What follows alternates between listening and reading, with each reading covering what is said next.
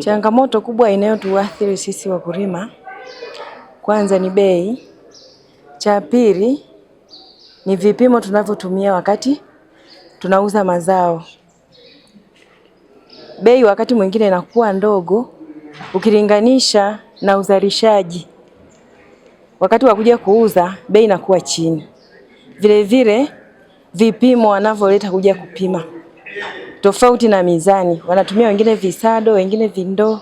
Kwa hiyo wanachukua mazao mengi. Mkulima anapotumia stakabadhi ya mazao ghalani anapata faida kubwa. Pale maana yake anakuwa na uhakika wa kuuza. Pili, bei anayouzia inakuwa anapata faida kubwa.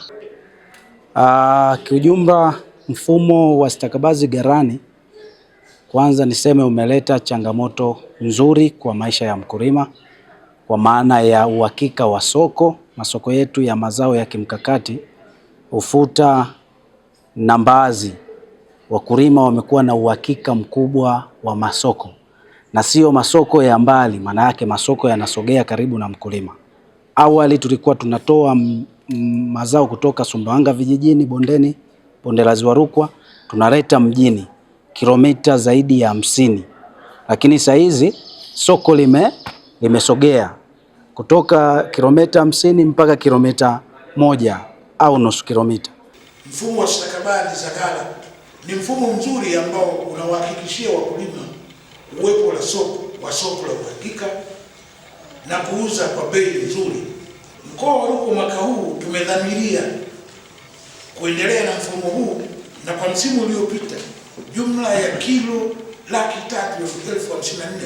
354,555 za ufuta, kilo 2,606 za korosho na kilo 3,50,916 za mbaazi ziliuzwa kupitia mfumo wa stakabadhi. Aidha, kwa uzalishaji kwa mazao ya biashara bado uzalishaji ni mdogo, na mkoa unaendelea na mikakati ya kuhamasisha kilimo cha mazao ya kibiashara yakiwemo mazao ya mbaazi, korosho na ufuta, ambapo kwa msimu huu wa 2025/26 matarajio yetu ni kuvuna tani 5,000 za mbaazi na tani 4,000 za korosho na tani 1,200 za ufuta. Ili kuwa wa kwanza kupata habari, matukio, michezo na burudani kila siku kutoka Kakwale TV, bofya neno subscribe kisha alama ya kengele. Usikose.